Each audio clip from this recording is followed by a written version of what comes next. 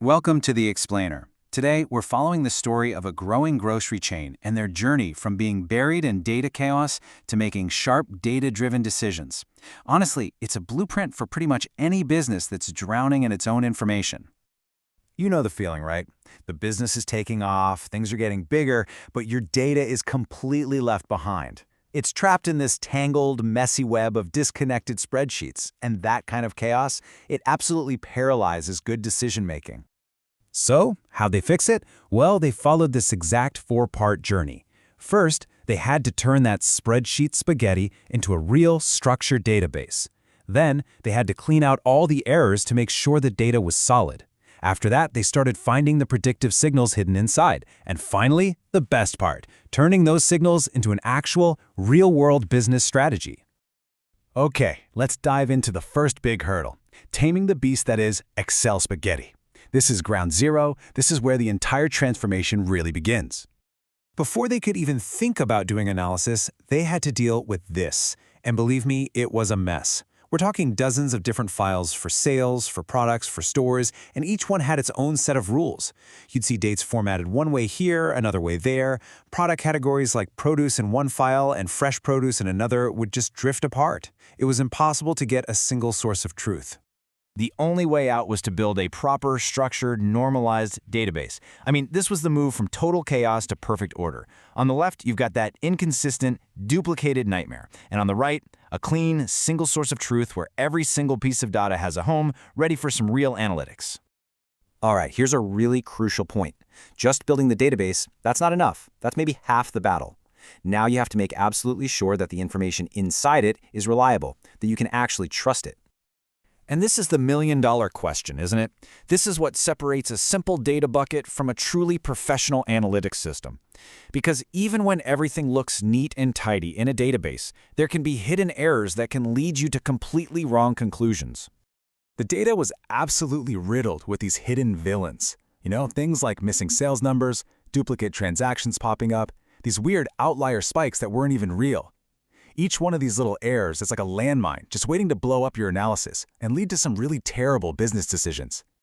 So to fight off these villains, they used a process called imputation. Now this isn't just guesswork. It's a very systematic, principled way of auditing the data, finding all the problems, and then making intelligent repairs, like using statistical methods to fill in those missing values. The goal is to create a data set that's finally clean and ready for some serious modeling.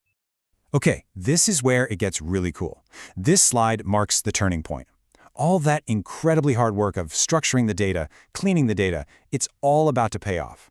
We're about to move from just having data to actually learning from it. This is the moment, right? This is what every data-driven business is aiming for. With a trustworthy historical record in hand, they could finally start asking the really big questions and, more importantly, get reliable answers. What makes people buy more stuff? What patterns do we see repeating over and over again? And boom, this is a perfect example of one of the first signals they found.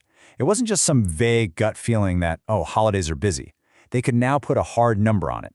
They could see clear as day that Thanksgiving week generated a whopping 75% increase in revenue compared to a normal week. Now that is actionable intelligence. And that was just the tip of the iceberg. They found all these deep seasonal trends. They could measure the actual impact of weather, learning that a hot weekend reliably boosted drink sales by 20%. And they even started clustering weeks into what they called demand archetypes, like a typical summer barbecue week. I mean, imagine knowing what that kind of week looks like before it happens. That lets you get way smarter with staffing, inventory, the whole shebang. All right, let's get to the final challenge and see how all of this amazing insight builds into a concrete, profit-driving strategy. This is where the rubber really meets the road. So the business had this big nagging question about its loyalty program. A full 40% of their customers were members, but they needed to know, was the program actually changing how people shop, or were they just giving discounts to the people who were already their best customers anyway? Well, that clean data gave them a crystal clear answer.